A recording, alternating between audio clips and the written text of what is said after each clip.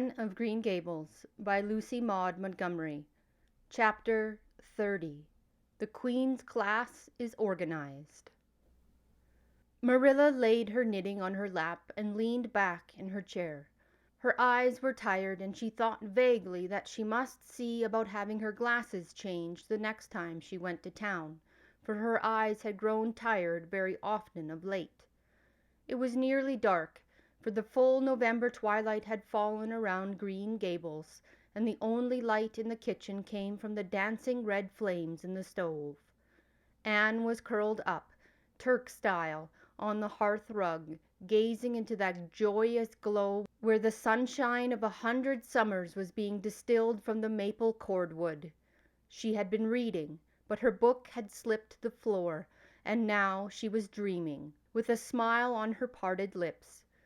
Glittering castles in Spain were shaping themselves out of the mists and rainbows of her lively fancy. Adventures, wonderful and enthralling, were happening to her in Cloudland. Adventures that always turned out triumphantly and never involved her in scrapes like those of actual life. Marilla looked at her with a tenderness that would never have been suffered to reveal itself in any clearer light than that soft mingling of fireshine and shadow. The lesson of a love that should display itself easily in spoken word and open look was one Marilla could never learn, but she had learned to love this slim, gray-eyed girl with an affection all the deeper and stronger from its very undemonstrativeness. Her love made her afraid of being unduly indulgent indeed. She had an uneasy feeling that it was rather sinful to set one's heart so intensely on any human creature as she had set hers on Anne, and perhaps she performed a sort of unconscious penance for this by being stricter and more critical than if the girl had been less dear to her. Certainly Anne herself had no idea how Marilla loved her. She sometimes thought wistfully that Marilla was very hard to please and distinctly lacking in sympathy and understanding, but she always checked the thought reproachfully, remembering what she owed to Marilla. "Anne," said Marilla abruptly, "Miss Stacy was here this afternoon when you were out with Diana." Anne came out of her other world with a start and a sigh. "Was she? Oh, I'm so sorry I wasn't in. Why didn't you call me, Marilla? Diana and I were only over in the haunted wood. It's lovely in the woods now. All the little wood things, the ferns and the satin leaves and the crackerberries, have gone to sleep, just as if somebody had tucked them away until spring under a blanket of leaves. I think it was a little gray fairy with a rainbow scarf that came tiptoeing along the last moonlit night and did it. Diana wouldn't say much about that, though. Diana has never forgot the scolding her mother gave her about imagining ghosts into the haunted wood. It had a very bad effect on Diana's imagination. It blighted it. Mrs. Lynde says Myrtle Bell is a blighted being. I asked Ruby Gillis why Myrtle was blighted, and Ruby said she guessed it was because her young man had gone back on her. Ruby thinks of nothing but young men, and the older she gets, the worse she is. Young men are all very well in their place, but it doesn't do to drag them into everything, does it? Diana and I are thinking seriously of promising each other that we will never marry but be nice old maids and live together forever. Diana hasn't quite made up her mind, though, because she thinks perhaps it would be nobler to marry some wild, dashing, wicked young man and reform him. Diana and I talk a great deal about serious subjects now, you know. We feel we are so much older than we used to be that it isn't becoming to talk of childish matters. It's such a solemn thing to be almost 14, Marilla. Miss Stacy took all us girls who are in our teens down to the brook last Wednesday and talked to us about it. She said we couldn't be too careful what habits we formed and what ideals we acquired in our teens, because by the time we were 20, our characters would be developed and the foundation laid for our whole future life. And she said if the foundation was shaky, we could never build anything really worthwhile on it. Diana and I talked the matter over coming home from school. We felt extremely solemn, Marilla, and we decided that we would try to be very careful indeed and form respectable habits and learn all we could and be as sensible as possible so that by the time we were 20, our characters would be properly developed. It's perfectly appalling to think of being 20, Marilla. It sounds so fearfully old and grown up. But why was Miss Stacy here this afternoon? That was what I was going to tell you, Anne, if you ever give me a chance to get a word in edgewise. She was talking about you. About me? Anne looked rather scared, then flushed and exclaimed, "Oh, I know what she was saying. I meant to tell you, Marilla. Honestly, I did, but I forgot. Miss Stacy caught me reading Ben-Hur in school yesterday when I should have been studying my Canadian history. Jane Andrews lent it to me. I was reading it at dinner hour, and I had just got to the chariot race when school went in. I was simply wild to know how it turned out, although I felt sure Ben-Hur must win because it wouldn't be poetical justice if he didn't. So I spread the history open on my desk lid and then tucked Ben-Hur between the desk and my knee. I just looked as if I were studying Canadian history, you know, while all the while I was reveling in Ben-Hur. I was so interested in it that I never noticed Miss Stacy coming down the aisle until all at once I just looked up and there she was looking down at me, so reproachful-like. I can't tell you how ashamed I felt, Marilla, especially when I heard Josie Pye giggling. Miss Stacy took Ben-Hur away, but she never said a word then. She kept me in at recess and talked to me. She said I had done very wrong in 2 respects. First, I was wasting the time I ought to have put on my studies. And secondly, I was deceiving my teacher in trying to make it appear I was reading a history when it was a storybook instead. I had never realized until that moment, Marilla, that what I was doing was deceitful. I was shocked. I cried bitterly and asked Miss Stacy to forgive me, and I'd never do such a thing again. And I offered to do a penance by never so much as looking at Ben-Hur for a whole week, not even to see how the chariot race turned out. But Miss Stacy said she wouldn't require that, and she forgave me freely. So I think it wasn't very kind of her to come up here to you about it after all." "Miss Stacy never mentioned such a thing to me, Anne, and it's only your guilty conscience that's the matter with you. You have no business to be taking storybooks to school. You read too many novels anyhow. When I was a young girl, I wasn't so much as allowed to look at a novel." "Oh, how can you call Ben-Hur a novel when it's really such a religious book?" protested Anne. "Of course, it's a little too exciting to be proper reading for Sunday, and I only read it on weekdays.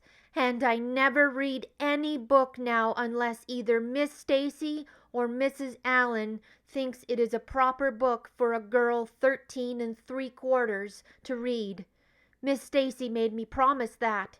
She found me reading a book one day called The Lurid Mystery of the Haunted Hall. It was one Ruby Gillis had lent me, and oh, Marilla, it was so fascinating and creepy, it just curdled the blood in my veins.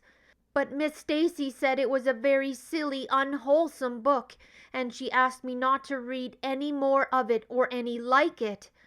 I didn't mind promising not to read any more like it, but it was agonizing to give back the book without knowing how it turned out. But my love for Miss Stacy stood the test, and I did. It's really wonderful, Marilla, what you can do when you're truly anxious to please a certain person." "Well, I guess I'll light the lamp and get to work," said Marilla. "I see plainly that you don't want to hear what Miss Stacy had to say. You're more interested in the sound of your own tongue than in anything else." "Oh, indeed, Marilla, I do want to hear it," cried Anne contritely. I won't say another word, not one. I know I talk too much, but I'm really trying to overcome it. And although I say far too much, yet if you only knew how many things I want to say and don't, you'd give me some credit for it. Please tell me, Marilla." "Well, Miss Stacy wants to organize a class among her advanced students who mean to study for the entrance exam into Queen's. She intends to give them extra lessons for an hour after school, and she came to ask Matthew and me if we would like to have you join it. What do you think about it yourself, Anne? Would you like to go to Queen's and pass for a teacher?" "Oh, Marilla!" Anne straightened to her knees and clasped her hands. "It's been a dream of my life. That is, for the last 6 months. Ever since Ruby and Jane began to talk of studying for the entrance. But I didn't say anything about it because I supposed it would be perfectly useless. I'd love to be a teacher, but won't it be dreadfully expensive? Mr. Andrews says it cost him $150 to put Prissy through, and Prissy wasn't a dunce in geometry." "I guess you needn't worry about that part. When Matthew and I took you to bring up, we resolved we would do the best we could for you and give you a good education. I believe in a girl being fitted to earn her own living whether she has to or not. You'll always have a home at Green Gables as long as Matthew and I are here, but nobody knows what is going to happen in this uncertain world, and it's just as well to be prepared. So you can join the Queen's class if you like, Anne." "Oh, Marilla, thank you." Anne flung her arms about Marilla's waist and looked up earnestly into her face. "I'm extremely grateful to you and Matthew, and I'll study as hard as I can and do my very best to be a credit to you. I warn you not to expect too much in geometry, but I think I can hold my own in everything else if I work hard." "I dare say you'll get along well enough. Miss Stacy says you are bright and diligent."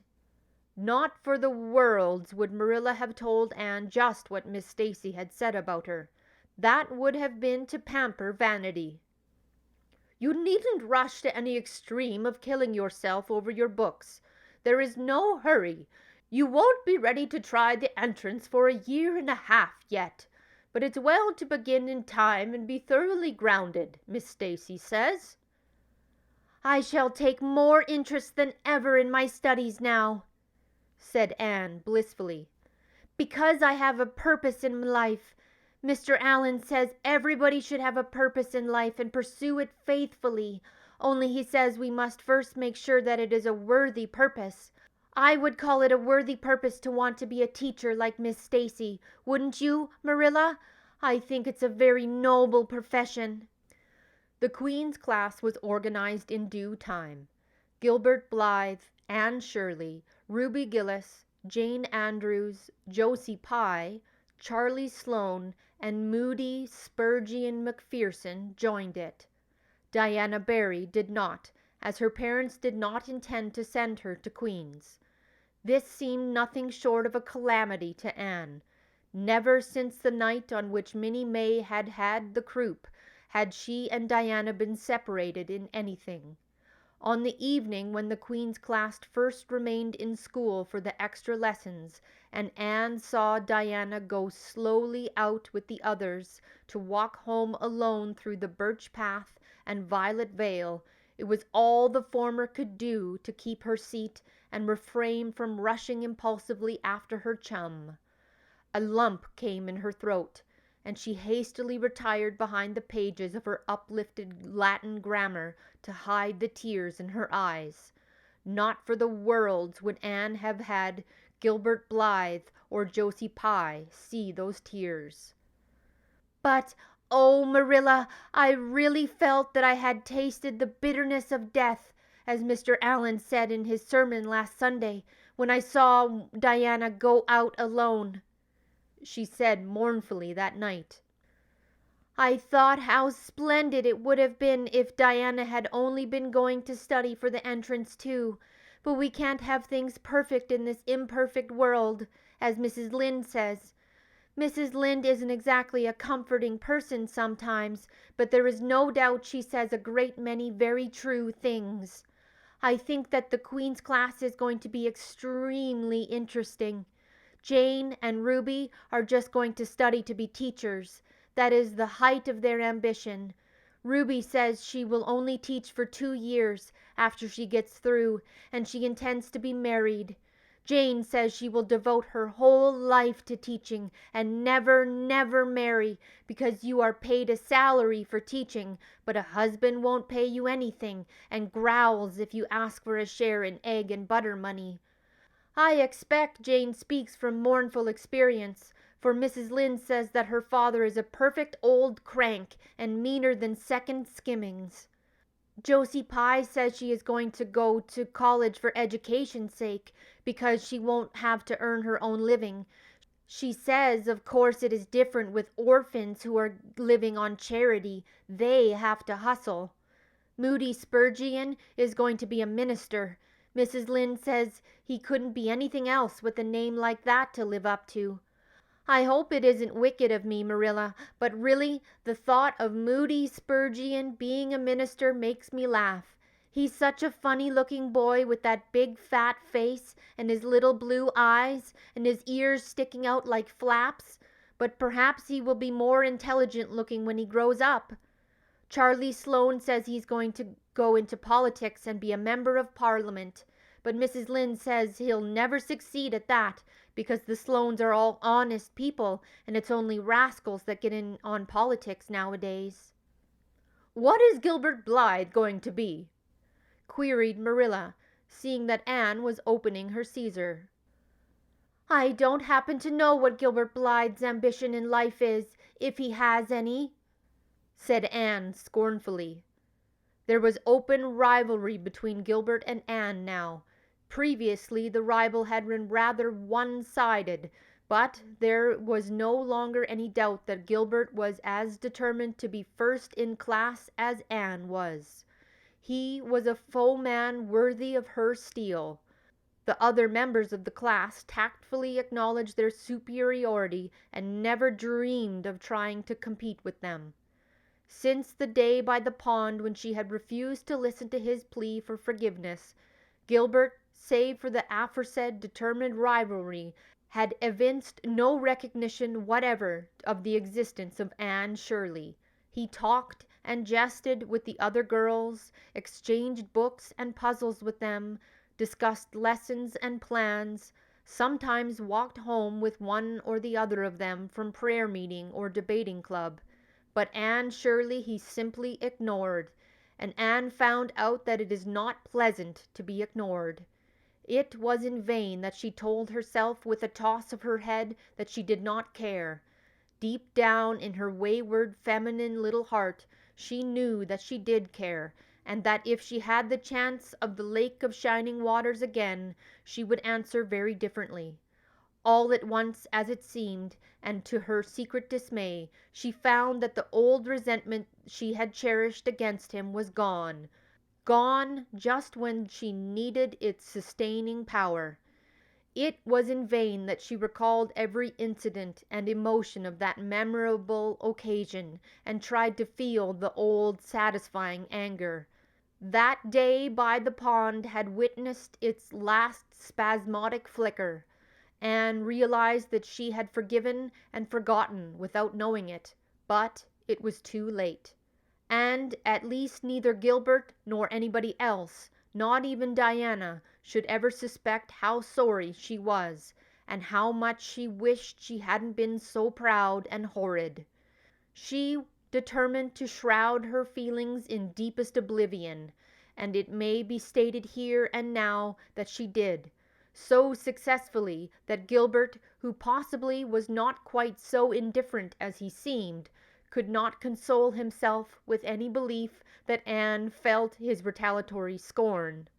The only poor comfort he had was that she snubbed Charlie Sloane, unmercifully, continually, and undeservedly. Otherwise the winter passed away in a round of pleasant duties and studies. For Anne, the days slipped by like golden beads on the necklace of the year. She was happy, eager, interested. There were lessons to be learned and honor to be won, delightful books to read, new pieces to be practiced for Sunday school choir, pleasant Saturday afternoons at the manse with Mrs. Allen, and then, almost before Anne realized it, spring had come again to Green Gables, and all the world was abloom once more. Studies palled just a wee bit, then. The Queen's class left behind in school while the others scattered to the green lanes and leafy woodcuts and meadowy byways, looked wistfully out the windows, and discovered that Latin verbs and French exercises had somehow lost the tang and zest they had possessed in the crisp winter months. Even Anne and Gilbert lagged and grew indifferent. Teacher and taught were alike glad when the term had ended, and the glad vacation days stretched rosily before them. "You've done good work this past year," Miss Stacy told them on the last evening, "and you deserve a good, jolly vacation. Have the best time you can in the out-of-doors world, and lay in a good stock of health and vitality and ambition to carry you through next year. It will be the tug of war, you know, the last year before the entrance."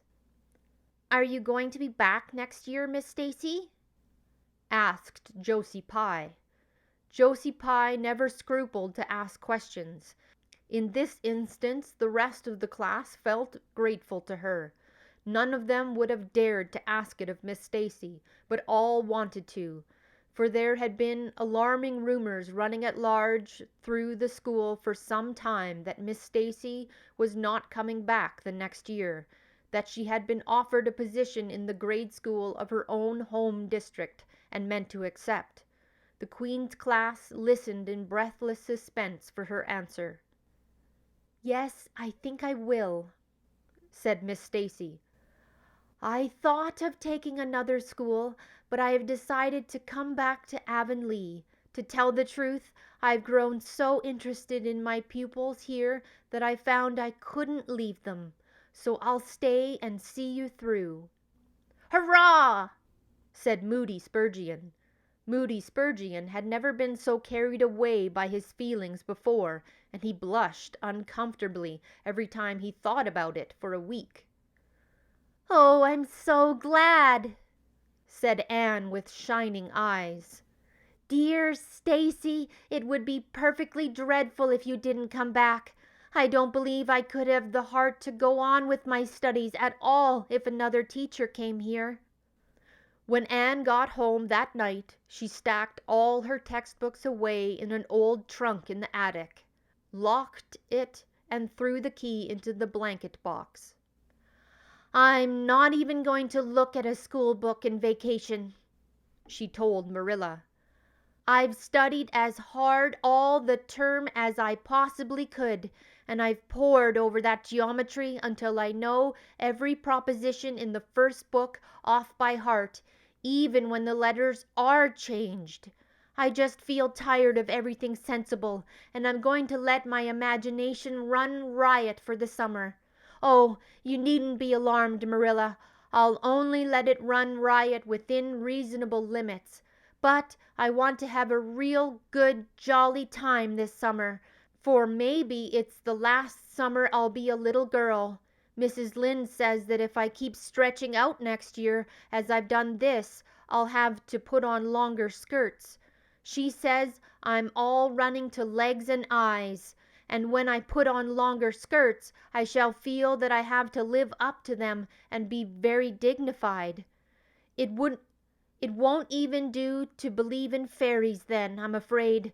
So I'm going to believe in them with my whole heart this summer. I think we're going to have a very gay vacation. Ruby Gillis is going to have a birthday party soon, and there's a Sunday school picnic and the missionary concert next week. And Mr. Barry says that some evening he'll take Diana and me over to the White Sands Hotel and have dinner there. They have dinner there in the evening, you know. Jane Andrews was over once last summer, and she says it was a dazzling sight to see the electric lights and the flowers and all the lady guests in such beautiful dresses. Jane says it was her first glimpse into high life, and she'll never forget it to her dying day. Mrs. Lynde came up the next afternoon to find out why Marilla had not been at the aid meeting on Thursday. When Marilla was not at aid meeting, people knew there was something wrong at Green Gables. "Matthew had a bad spell with his heart Thursday," Marilla explained, "and I didn't feel like leaving him. Oh, yes, he's all right again now, but he takes them spells oftener than he used to, and I'm anxious about him. The doctor says he must be careful to avoid excitement. That's easy enough, for Matthew doesn't go about looking for excitement by any means and never did. But he's not to do any very heavy work either, and you might as well tell Matthew not to breathe as not to work. Come and lay your things off, Rachel. You'll stay to tea?" "Well, seeing you're so pressing, perhaps I might as well stay," said Mrs. Rachel, who had not the slightest intention of doing anything else. Mrs. Rachel and Marilla sat comfortably in the parlor while Anne got the tea and made hot biscuits that were light and white enough to defy even Mrs. Rachel's criticism. "I must say Anne has turned out a real smart girl," admitted Mrs. Rachel as Marilla accompanied her to the end of the lane at sunset. "She must be a great help to you." "She is," said Marilla, "and she's real steady and reliable now. I used to be afraid she'd never get over her feather-brained ways, but she has, and I wouldn't be afraid to trust her in anything now." "I never would have thought she'd have turned out so well that first day I was here 3 years ago," said Mrs. Rachel. "Lawful heart, shall I ever forget that tantrum of hers. When I went home that night, I says to Thomas, says I, 'Mark my words, Thomas, Marilla Cuthbert'll live to rue the step she's took.' But I was mistaken, and I'm real glad of it. I ain't one of those kinds of people, Marilla, as can never be brought to own up that they've made a mistake. No, that never was my way, thank goodness. I did make a mistake in judging Anne, but it weren't no wonder, for an odder, unexpecteder witch of a child there never was in this world, that's what. There's no ciphering her out by the rules that worked with other children. It's nothing short of wonderful how she's improved these 3 years, but especially in looks. She's a real pretty girl got to be, though I can't say I'm overly partial to that pale, big-eyed style myself. I like more snap and color like Diana Barry has, or Ruby Gillis. Ruby Gillis's looks are real showy, but somehow, I don't know how it is, but when Anne and them are together, though she ain't half as handsome, she makes them look kind of common and overdone, something like them white June lilies she calls narcissus, along of the big red peonies. That's what." That was chapter 30 of Anne of Green Gables by Lucy Maud Montgomery. I hope you enjoyed it.